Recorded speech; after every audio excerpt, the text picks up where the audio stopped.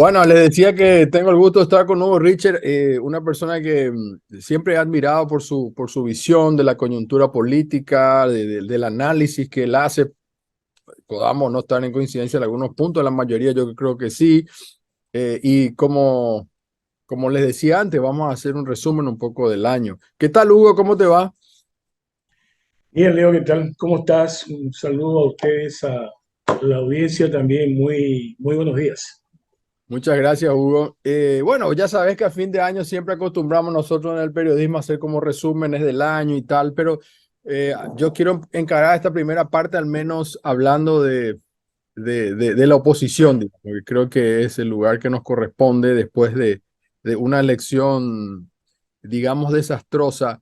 Eh, ¿Veías venir semejante debacle, Hugo? ¿Veías venir en el fondo de tu corazón, digamos, que podía pasar en el Parlamento lo que ha pasado? No, a ver, yo tenía dudas sobre la posibilidad de la derrota del Partido Colorado, pero dudas, no tenía ninguna certeza. Duda porque veía que la construcción de la concertación que podía agrupar a la fuerza opositora tenía falencias importantes. De la manera en que se fue construyendo. La manera en que se fue construyendo no generó un espacio de manera a aglutinar. Yo siempre soy renuente a decir a todos, a todas las organizaciones, porque eso, la suma sencillamente no garantiza el triunfo de la oposición. Está demostrado, venimos con eso del 1993. La única vez que ganamos fue en el 2008, eh, en donde no estuvieron todas las fuerzas de la oposición, estuvieron las más importantes, pero había un discurso, había un relato, había un proyecto, había una figura que entusiasmaba a la gente. Y la segunda vez que estuvimos cerca, en donde tuvimos toda la fuerza de la oposición, fue en el 2018, donde justamente vos la acompañaste a Efraín en la dupla presidencial. Y después no. Podemos hacer el repaso, pero no voy a entrar en detalles en eso.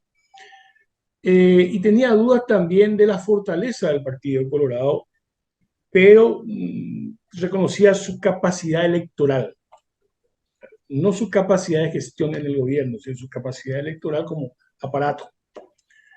Lo que no me esperaba es esa diferencia electoral. El primer título sería ese a tu pregunta, ¿verdad? En segundo lugar, lo del Frente Guazú, te soy sincero, en los últimos días, nosotros en Convergencia Socialista, partido donde milito y que parte del Frente Guazú, las últimas 2 semanas empezamos a bajamos el cálculo de las expectativas. Eh, Pensábamos que el Frente Guazú podía en ese momento tal vez meter 3 senadoras. El tema Fernando Lugo era una, una cuestión a tener en cuenta en ese momento. Y en segundo lugar, los errores dentro del Frente Guazú que hemos cometido. Esa división, Euclides, Efraín, eh, que finalmente no favoreció a una opción progresista representada en las listas parlamentarias. Eh, pero esa debacle también, porque esa también fue una debacle, desde el punto de vista de los números, estamos hablando de, Leo, de 300.000 casi de votos, hemos bajado a cerca de 60.000 votos. Así es, Eh, la compañera de Esperanza fue la que más votos tuvo 11.000 y pico de votos y entró con la suma de todos los otros votos, ¿verdad? justito. Allí hay entonces dos breves explicaciones. Ahora, el tema es el por qué, o sea, qué es lo que pasó. Mira, en el caso de la concertación, ya dije, creo que se construyó mal la concertación. Eh, si no se genera empatía en la gente, no se genera entusiasmo electoral.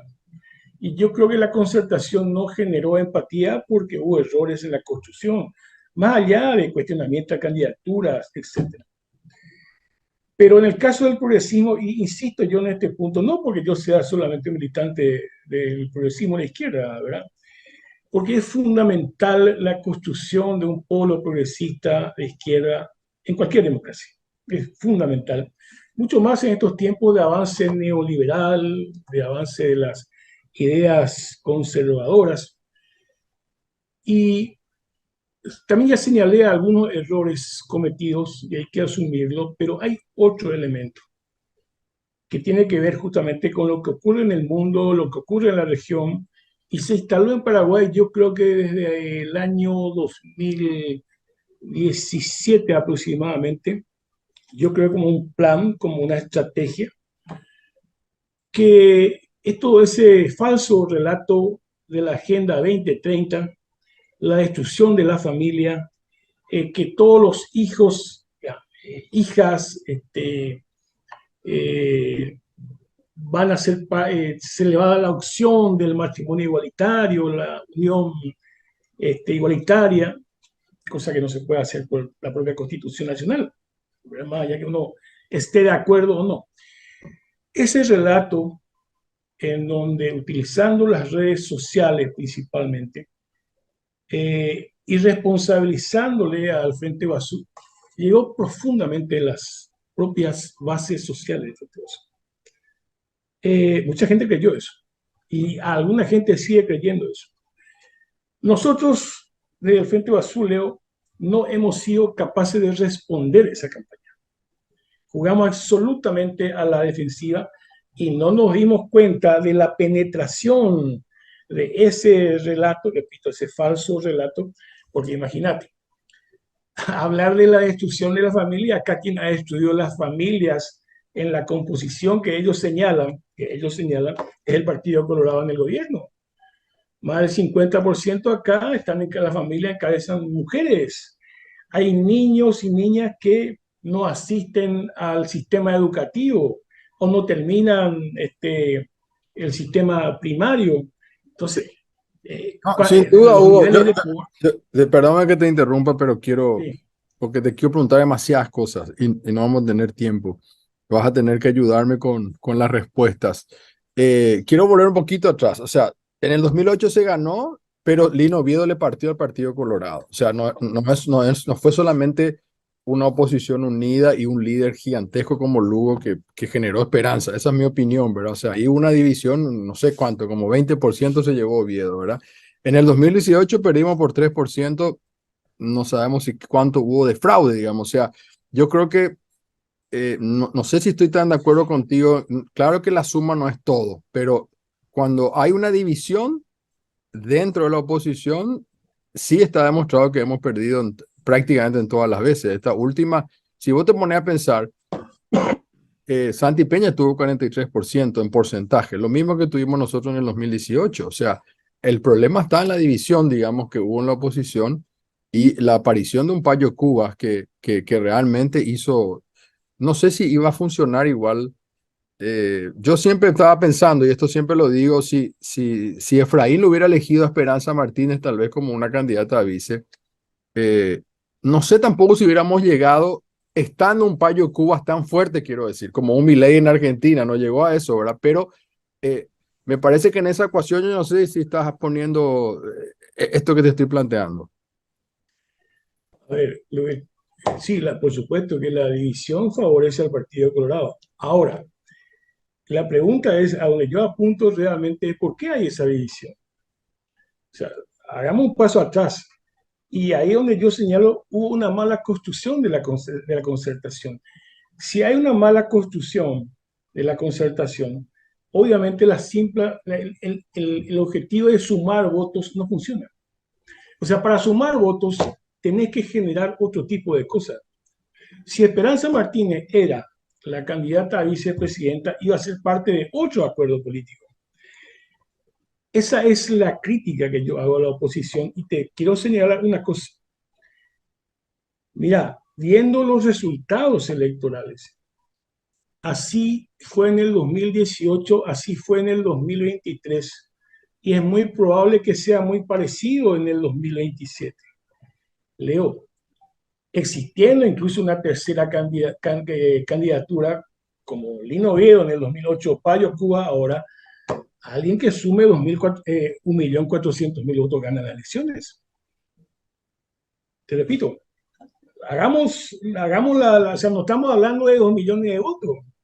No, bueno, El pero con Partido ese Colorado, criterio, con ese criterio, si sumamos los votos de Efraín con Payo, le ganan a los 1.400.000, ahí llegamos pero a el medio, ¿verdad? O sea, problema es, eso. exacto, Eso es el tema. O exacto, sea, como algunos pero, dicen, son los colorados, el otro día no sé, perdón, Hugo, decía alguien, son 27% nomás del padrón realmente, ¿verdad? O sea, los 1.400.000 son 27% nomás, digamos, ¿verdad? Claro, se van a votar 60%, toda la historia, pero alguien decía muy simplistamente, me parece, pero por agarrar nomás datos sueltos, ¿verdad? O sea, realmente el Partido Colorado, somos los poderosos, tenemos 1.400.000, pero son 27%, o sea, ¿y dónde están los otros 65, digamos, ¿verdad? Entonces, ese pues es el tema, digamos, cómo hacer, y me lo dijo un amigo en México ahora en el grupo de Puebla, te cuento. Leo, si ustedes nuevamente se van a ir separados en el 2028, ya sabemos lo que va a pasar. O sea, le vamos a ayudar todo lo que quieran a la oposición, somos progresistas, pero van a chocar de nuevo con la misma pared. O sea, ¿cómo hacemos para construir en el 2028 algo nuevo? Con actores como Katia González, Celeste Amarilla, Payo Cubas, no sé, por decirte los tres que están ahí más. Bueno, Payo está un poco calladito, pero en el Parlamento hay dos mujeres ahí que están ahí moviéndose mucho. No estoy hablando de Esperanza porque la tomo adentro ya de este proyecto, vamos a decir si existe algún proyecto, ¿verdad?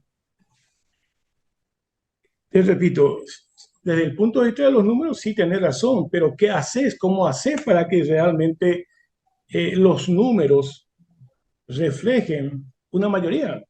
El problema está en que no se hizo de una manera en que genere el entusiasmo de la gente y para contrarrestarle a Payo Cubas. Ese es el problema. Uh -huh. Ahí están o sea, las causas, los errores políticos. ¿Verdad? ¿Vos crees? No es que no pueda ocurrir lo que te voy a decir, claro que puede ocurrir, pero vos crees que la gente cree así nomás de que un día vos anunciaste que el Frente Basú está de acuerdo en una alianza electoral con Patria Querida. ¿La gente cree eso? Yo no creo que la gente crea eso.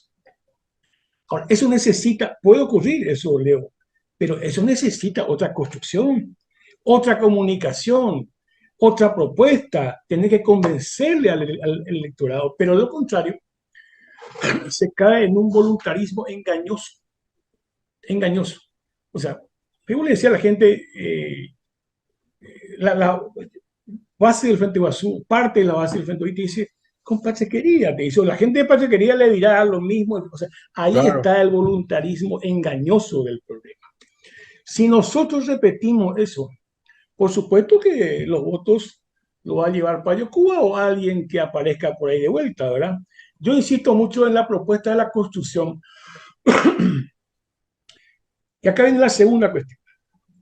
No puede ser que el progresismo y la izquierda, hablo del progresismo y la izquierda, no estoy hablando de otro sector que puede ser parte de un proyecto para el 2027.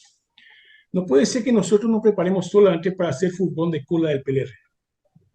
Lo que no quiere decir que no hagamos acuerdo con el PLRA. Claro que podemos hacer acuerdo con el PLRA, pero imposible. O sea, el progresismo y la izquierda, y esto dentro de la autocrítica, pierde identidad cuando se prepara solamente para hacer fútbol de cola del PLRA. El PLRA encabezó en el 2013, 2018, 2023 y fracasó. Pero no fracasó porque es liberal, en mi opinión. No, fracasó porque el PLRA no tiene la capacidad hasta ahora, no sé, en el 2017, de generar una propuesta para que la concertación o como se llame tenga otra construcción. Y porque el PLRA, vamos a tirar todas las cosas entonces, sigue pagando muy caro, sigue pagando el PLRA y para el resto de la oposición también. Su error histórico de apoyar el golpe parlamentario del 2012. El PLRA nunca se recuperó de eso. Entonces, mi opinión, no voy a decir tesis, es que sí, hay que buscar la unidad. Yo estoy totalmente de acuerdo contigo. Ahora, ¿cómo hacemos esa construcción? Y Te quiero mira poner lo un que decía, elemento, ahí te quiero poner un elemento para que yo creo sí, que que sea más sabroso también para el que está viendo y escuchando. Dijiste el golpe de Estado, estoy 100% de acuerdo. Sabes que lo dije 1000 veces en la radio y me costó muchas cuestiones. Eh, pero también la enmienda fue un problema. O sea, la enmienda para el PLRA es lo mismo. El PLRA te dice, ustedes se metieron a Concarte a transar, no fue así, yo creo que no fue así, pero digo nomás, para el imaginario, digamos, se construyó esa idea de que nosotros, o sea, el Frente Guaso, yo no estuve de acuerdo, luego yo dije por radio que no estaba de acuerdo con la enmienda, pero, y Lugo también lo dijo increíblemente, ¿no? Y en paz nos dio quórum una vez cuando ya se podía arreglar eso. Pero bueno, para el PLRA lo que para nosotros es el golpe, para ellos es la enmienda, digamos. Y aún así logramos unirnos en el 2018. Con ese momento, yo me acuerdo cuando yo me tuve que ir al PLRA, al partido, digamos, cuando ellos proponían la candidatura de la vicepresidencia que le llevé a Esperanza Martínez. Fue un momento súper tenso. Para la pobre Esperanza estaba entrando ahí, nos hicieron pasar por encima de donde murió el pobre muchacho, como diciendo ustedes también fueron parte, o sea, fue muy duro eso. Y aún así estuvimos a 3 puntos, ¿verdad? O sea, quiere decir que se puede, a eso lo quiero llevar, ¿verdad? O sea, yo creo que ese fue un momento mucho más difícil, a lo mejor que el del 2023, y sin embargo en el 2023 no pudimos. Bueno, hay unas consideraciones rápidas sobre eso, ¿verdad? Sí, Primero, yo quiero ser muy coherente en algunas cosas. Cuando hablas de la enmienda, yo rechazo, critico, condeno todo lo que ocurrió con la violencia que terminó esa cuestión, el atropello al local del PLRA y el asesinato. Ahí estamos totalmente de acuerdo. claro. Yo, en toda la campaña, y lo sigo sosteniendo, que es otra cosa, yo considero que la enmienda, en ese caso, para la modificación de lo que se planteaba, es absolutamente legal y constitucional. Pero son cosas distintas. ¿Sí? Sí. Y lo he discutido en todas partes y no es que me haya ido muy mal en el debate sobre ese tema mucha gente. Segundo, Y yo creo, en perdón, la, sí, y yo creo profundamente en que es muy real lo que vos estás diciendo y lo que plantearon los compañeros desde una tesis, digamos, de que sí se puede. Yo entiendo que lo hicieron de manera absolutamente, lo investigaron, lo analizaron, no lo hicieron por oportunismo. Yo creo eso, digamos. No estoy de acuerdo, pero creo profundamente que fue así, digamos. está bien. Yo te digo nomás Una, que el relato ya, querramos o sí, no claro, querramos, quedó como lo otro, digamos, quedó como, pero no, como cerraron consecuencia, una pieza, le dejaron a todo en bola. O sea, para la gente, el relato, porque vos sabés que la narrativa es la que manda, o sea, finalmente ese fue el relato que quedó instalado, digamos. Nos gusta o no, no. totalmente de acuerdo. O sea, ahí evidentemente hubo una derrota política, no tengo Así ninguna es. duda, tener razón desde ese punto de vista, ¿verdad? Ahora, volviendo al 2018, para mirarlo de la experiencia del 2023, pero en el 2018 el acuerdo tuvo otras características, Leo. En el 2018 recuerdo muy bien, primero un acuerdo político en la dupla estaba respaldada por acuerdos políticos, estaba la presencia fuerte de Fernando Lugo, que garantizaba evidentemente ese acuerdo, y Sí. también la imagen de... O sea, había una diferencia muy importante entre el PLRA y el progresismo de la izquierda en el 2018 en relación al 2023. Y ese es un componente político que marca la diferencia.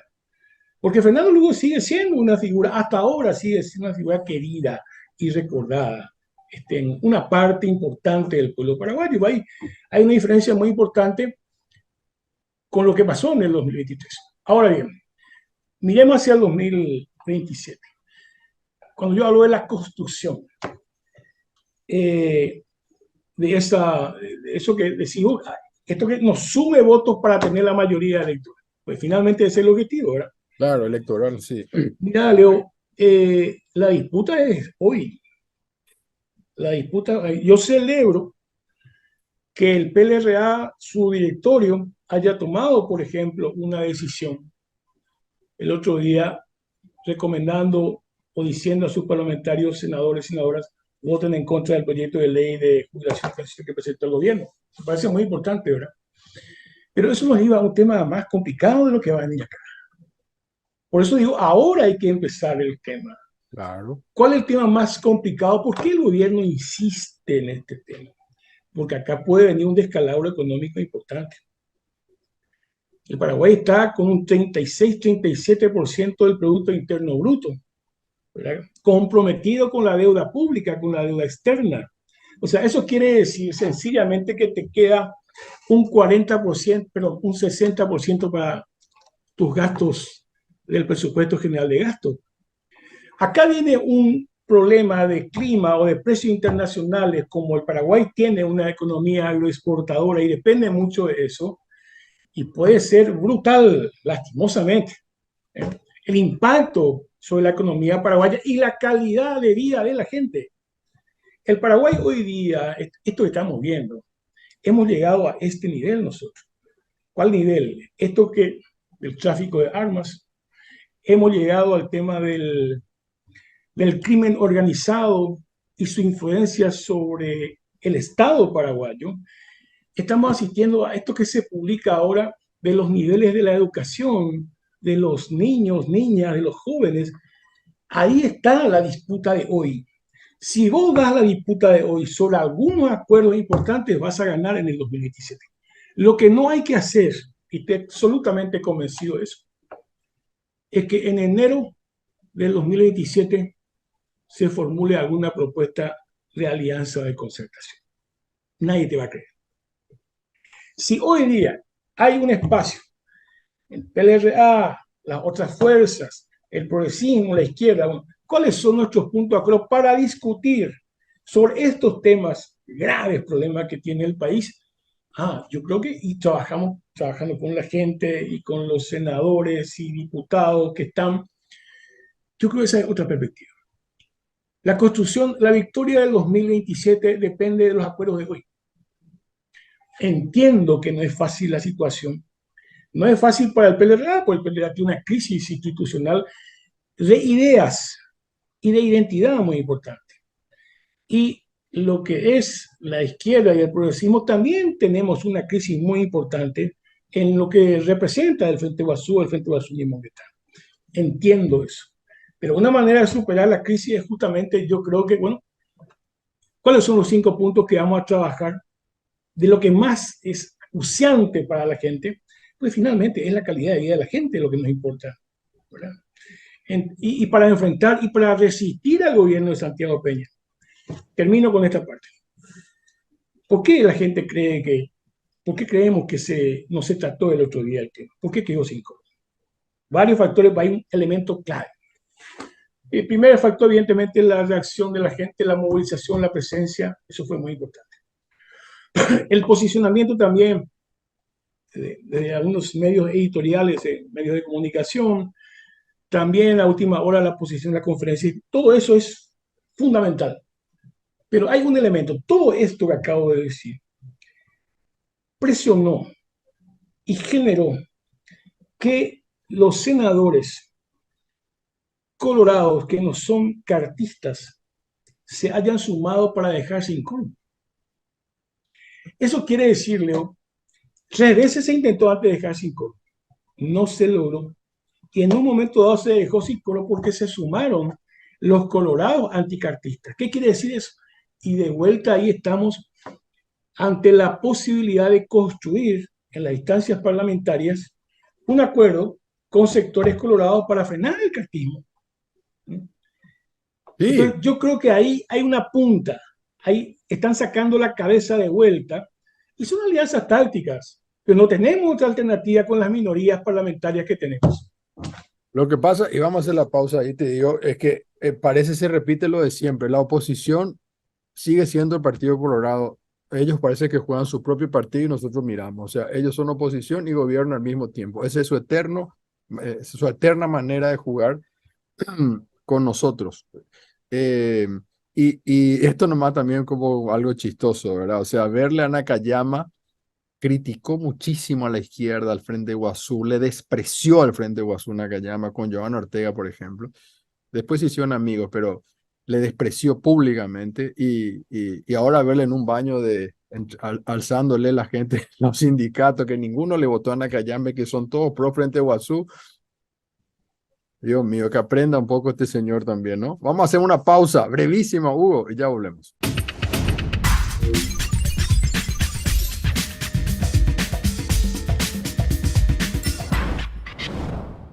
Bueno, segunda parte sabrosa de esta conversación abierta, sincera con Hugo. Me encanta poder hablar con él. Lo vuelvo a decir. Hugo, Richard, ex senador, cuando termina la elección, Payo Cuba se va preso, él declara fraude, la gente sale a las calles ahí frente al tribunal, cosa que no pasó en el 2018, que yo creo que hubiéramos salido, pero nadie salió. Eh, y yo me fui a llevar mi teléfono, a entrar con el TikTok, a ver qué estaba pasando ahí. Vos sabés que el 80% de los que yo vi, te estoy hablando al quinto día más o menos, ¿eh? Ninguno me habló prácticamente de fraude, dos o tres. El resto me hablaba, yo me empecé a ver gente muy pobre, indígenas. Todos eran probablemente votantes del Frente Guazú, toditos los que estaban ahí. Y yo les preguntaba y algunos me hablaban del problema del hambre, de la tierra, que no tenían trabajo, una señora que vino de España, que creyó que no sé qué, que bla. Es decir, si uno pone el número de nuevo, que no es matemática, el payismo nos chupó 5 senadores prácticamente a nosotros. No quiere decir que no haya gente que crea el populismo de derecha, porque yo no creo en el antisistema. Para mí, Payo, igual que Milei, más representa un populismo de derecha. Pero había mucha gente humilde ahí que era el que le votaba a Fernando Lugo, para decir más que el Frente Guazú, incluso a Fernando Lugo. Es decir, ¿cómo es que Payo nos logra robar, entre comillas, ese electorado? Dos cosas de lo que yo pienso, ¿verdad? Voy a empezar el segundo, voy a hacer Ujú. al revés. Hay una cuestión que le perjudicó muchísimo al Frente Oso. Ya dije la división, no se fue por allá, el fue por acá, pero hay otra cosa peor, que ya meses posteriores, la gente en los departamentos, la dirigencia intermedia me dijeron, y me dicen, la gente no tolera esa, más que disputa, voy a usar la palabra, casi esa pelea pública y mediática entre senadores del Frente Basú antes de la elección.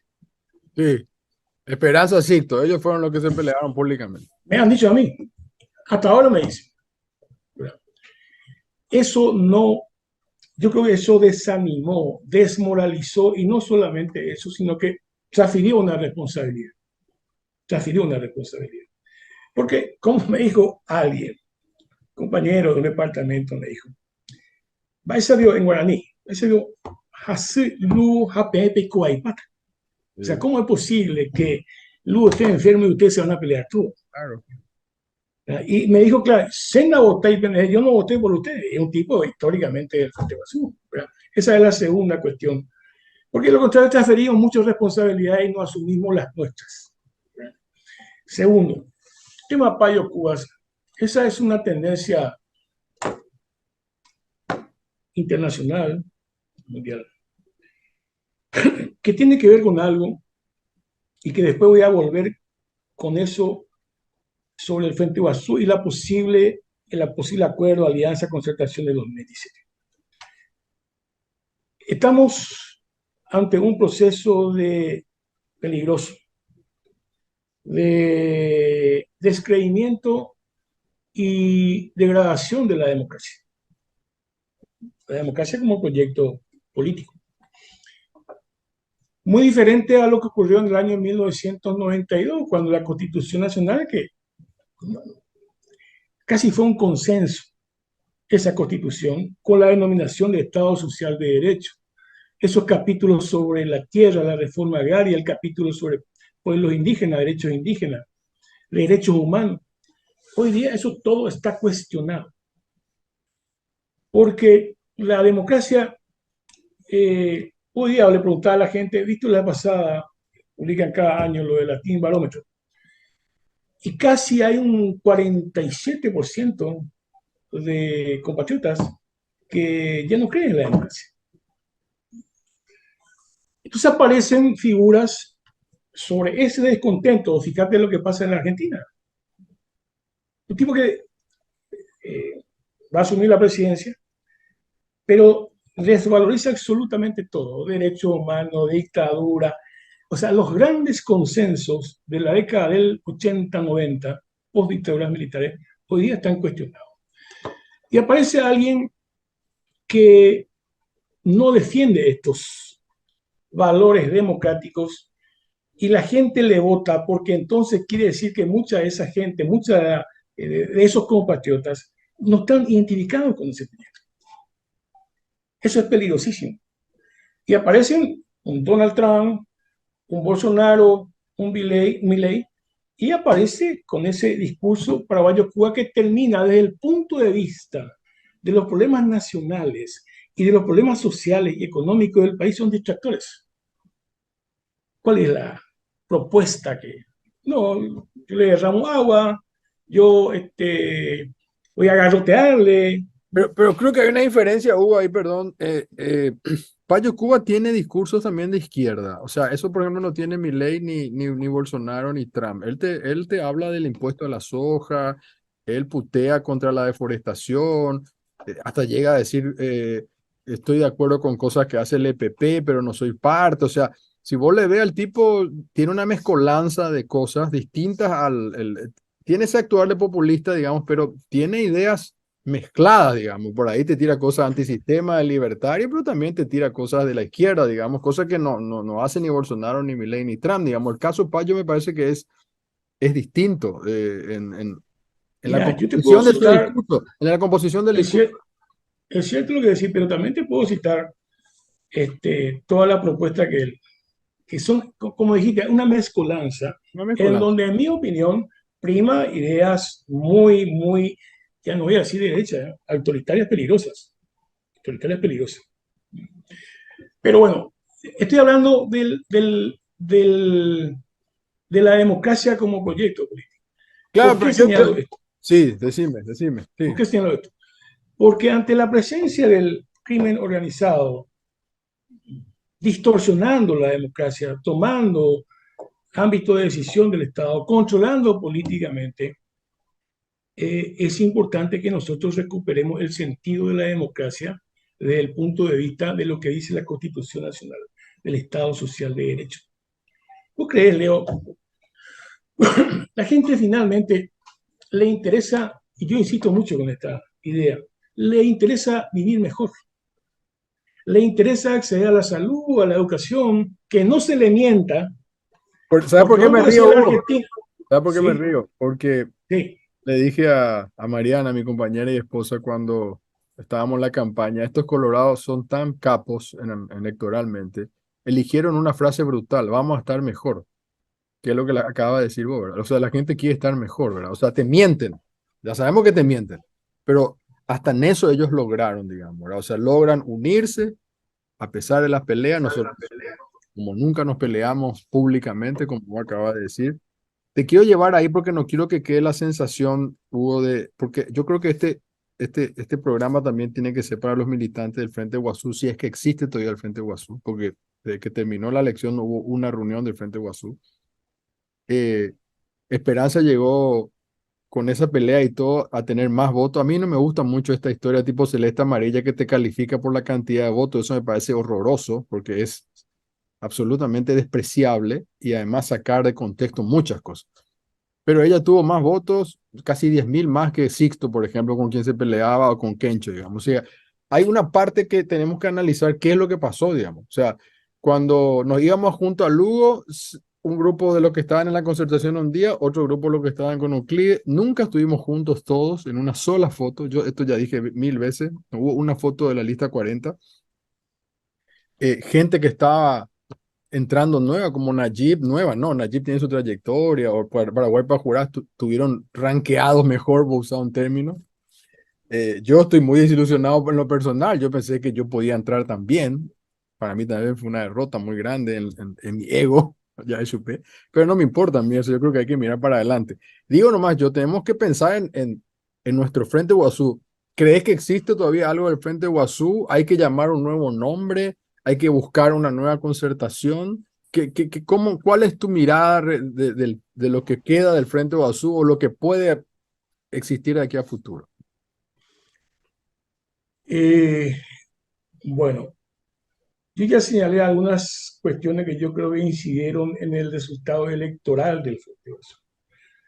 Voy a citar muy brevemente algunas cosas que nosotros creemos que es parte de la crisis del Frente Guazú, en donde en cierto momento primó la táctica sobre la estrategia. Cuando prima la táctica sobre la estrategia, quiere decir que estás confundido con tu proyecto histórico. Ese es un problema central en el tema de la unidad. Yo cuando te dije, mira, no puede ser que el progresismo de la izquierda o el Frente Guazú solamente esté alistado para ir detrás del PLRA. Ese es un problema táctico. Un problema táctico, no todos estamos de acuerdo, no es que estamos en desacuerdo en hacer alianza con el PLRA o con otros sectores. ¿Cómo hacemos esa alianza? En primer lugar, lo que tiene que venir ahora, y tenemos la responsabilidad histórica, para superar esta crisis, obviamente la propuesta tiene que ser superadora a lo que hay, a lo que hay. Vos podés cambiar el nombre, ahora eso no te garantiza la superación de nuestra crisis política, pero sí creo que necesitamos una refundación sobre el Tapeguazú del 2012, o sea, el proyecto político. Un proyecto político más sólido, que no se desvirtúe cada vez que hay una elección, y ahí te voy a decir una cosa que la gente que nos escucha, nos ve, no sé si sabe. Desde el 2015, justamente por esa cuestión táctica versus estrategia y la ausencia de nuevo acuerdo político, cada vez que había elecciones, excepto en la lista de senadores, el Frente Guazú se dividía en 5 o 6 partes de los departamentos. Imposible. Se fue deteriorando. En el departamento de San Pedro tenía una parte del Frente Guazú aliado con este y la otra parte del Frente Guazú aliado con este. Eso ocurrió en todos los departamentos. En todos los departamentos. Aquí es una fragilidad en la construcción y esa autocrítica hay que hacerlo. Entonces, tenemos que superar eso en base a nuevos acuerdos políticos, acuerdos de funcionamiento, y acá sí lanzo si eso logramos, los nuevos acuerdos políticos, creo que hay que estudiar la posibilidad de avanzar hacia un partido unificado. El partido unificado va a resolver este problema de la dispersión de cada elección a la que me refería anteriormente. Te quiero recordar, mi querido Leo, cuando Fernando Lugo vuelve a la presidencia en el año 2021, noviembre del 2021, vuelve a la presidencia del Frente Guazú. ¿Qué dice Fernando? Dos cosas. Yo vuelvo con la condición de reorganizar el Frente Guazú en todos los departamentos. Y segundo, dijo, yo les propongo a todos los partidos ir a discutir en sus respectivos partidos la posibilidad de construir un partido unificado. Noviembre de 2022. Ahí tenés nuevos acuerdos políticos, de tal manera a caminar hacia un partido unificado, porque el Frente Guazú como frente, así como está construido, no el Frente Guazú como proyecto, no, así como está construido, está agotado. El proyecto, lo que vos dijiste hace rato, te fuiste ahí junto a la gente y la gente te dijo, no, la tierra, qué sé yo, todo eso que reclama la gente, ese es el proyecto del Frente Guazú. Claro. Eso no puede estar agotado. No puede estar agotado. Está agotado la forma en que nos hemos organizado y nos hemos superado políticamente. Ese proyecto no está agotado. Es la reforma agraria, es la salud gratuita, es la educación, es la carencia social del pueblo paraguayo. Ese es el Frente Guazú. No tiene ningún partido ese tipo de propuestas como la que tenemos nosotros. Ninguno. Ninguno. Entonces, veamos entonces nuevos acuerdos políticos y avancemos hacia un partido unificado. Y acá termino con una cuestión que esto se está hablando, Leo. Pues yo le digo a la gente, a los compañeros y compañeras, le digo, discutan de los departamentos. Porque si vamos a esperar allá arriba que la gente se desenoje y discuta esto, no va a salir. Discutan de los departamentos. Y si a usted le interesa el partido unificado, entonces discutan de los departamentos y empujemos de los departamentos. Esa sería una línea, por lo menos yo estoy hablando en los departamentos y gente de diferentes partidos del Frente Guazú están interesados en esto. Yo creo que esa sí es una propuesta superadora. Y Y ahí me parece bien y coincido contigo. Yo, por ejemplo, siempre me declaré frentista, ¿verdad? Era una cosa rara, ¿verdad? O sea, no había... eh, le pasó a Jorge Querey, al propio Lugo, ¿verdad? Después nomás tuvimos que cada uno entrar en distintos partidos. Nosotros históricamente estoy citando tres personas que no tenían un partido, como vos, que sos de Convergencia, o Esperanza, o Sixto, o Carlos, que son históricos de sus partidos. En nuestro caso éramos frentistas, digamos, y mucha gente que también a mí me dice, yo quiero el Frente Guazú, no, mucha gente lo de afuera no entiende, ¿cómo es eso? ¿Acaso yo no solamente el Frente? O sea, no frenó mucho eso, creo, ¿no? Pero bueno, yo ahora que me planteas esto que coincido, te vuelvo ahora a decir, bueno, ¿qué va a pasar con el resto de la oposición? Porque Payo Cuba sigue siendo una persona que va a tener su arrastre, un Kelembú también tiene su arrastre. ¿Cómo hacemos con todo esto? Katia, ya te dije, Celeste, Nakayama, Fleita, Efraín Alegre. Efraín Alegre estará agotado electoralmente en la presidencia, pero a lo mejor puede querer hacer un movimiento interno para tener senadores, no sé yo. Estoy solamente tirando cosas que me vienen a la cabeza. ¿Cómo hacemos para juntarnos de alguna manera en un proyecto democrático, digamos? No vamos a ponernos de acuerdo, porque nosotros estamos de acuerdo con que hay que poner impuesto a la soja y Celeste Amarilla te va a decir que no sé qué va a decir Katia, pero, o impuesto a los ricos, a los súper ricos, y te van a decir que no. Entonces, ya sabemos que hay cosas que no. ¿Cómo hacemos? Ok, yo creo que ahora hay un punto de coincidencia muy importante que es lo que hablamos, el tema de la postura que hay, por lo menos en el Senado, de una parte de la oposición sobre el tema del proyecto de ley de jubilaciones y pensiones. Ese es un punto importante. Ahora bien, discutamos en todo caso cuál sería el siguiente punto. Hay varios. Pero entonces una cosa, Leo, que dije antes, voy a reiterar solamente de otra manera. ¿Cómo la oposición tiene que discutir? En primer lugar, antes de pasar al otro, tenemos que discutir también, está bien que nos opongamos a este tema del proyecto de ley actual, pero ¿qué proponemos? ¿Por qué? Porque la mayoría de las cajas efectivamente están en rojo.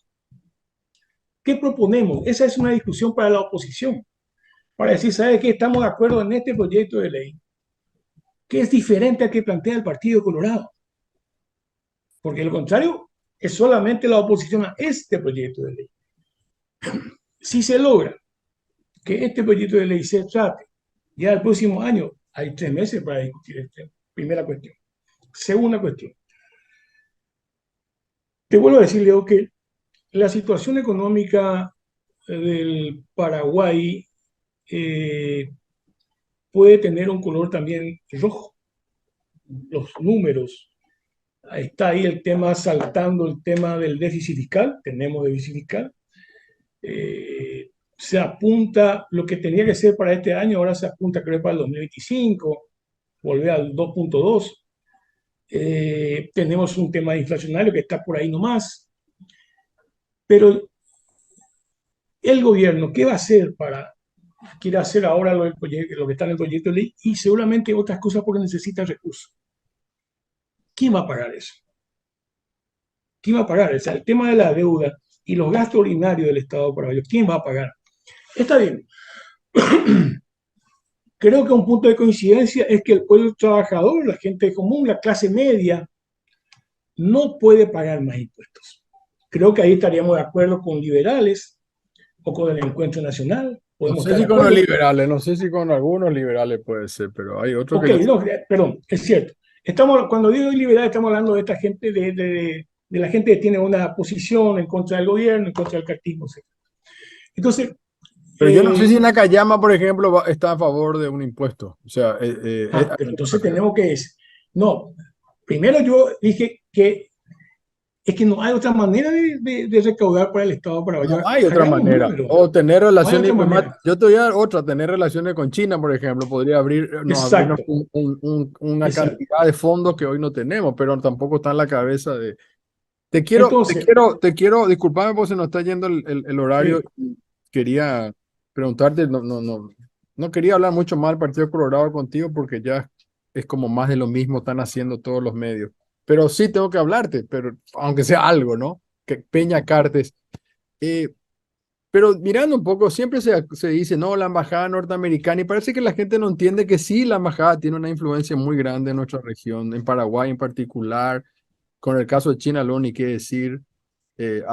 Ayer o anteayer salieron dos senadores en Estados Unidos a decir que no quieren que se traiga carne de Paraguay a Estados Unidos y en la declaración de uno de estos senadores dice que Biden hizo una concesión diplomática con Paraguay.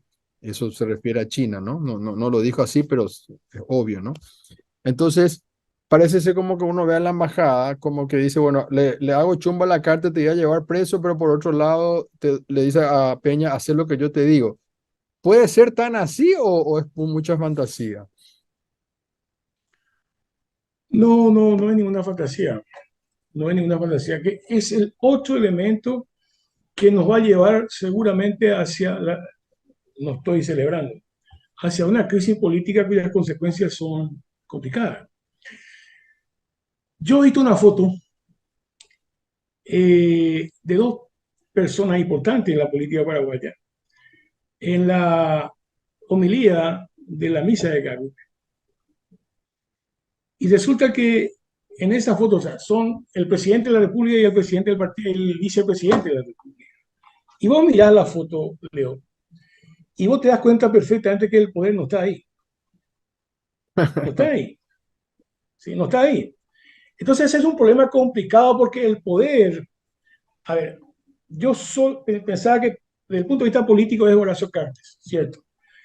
Pero por debajo de Horacio Cartes, y en materia económica en este momento, notable, pero da toda la impresión que el que maneja realmente la política económica ni siquiera se lo ve muy seguro a Santi Peña. Es el actual ministro de... Aldo Vino. ¿Cómo? Aldo Vino creo que, ¿no? Aldo Vinos. Sí, O sea, le escuché a Paredes, a la Yolanda Paredes dijo también eso dijo eso el otro y día. Sí. coincido. O sea, Santiago Peña es una persona que además no demuestra el poder. Eso nos puede llevar a crisis política muy importante y creo que esto que te voy a decir, yo el otro día escribí algo en las redes, eh, y también este es un tema para la oposición, ya lo fue, pero sigue siendo.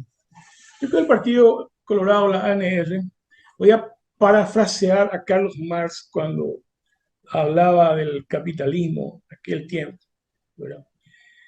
El Partido Colorado, la ANR, engendra en sí misma su propia destrucción.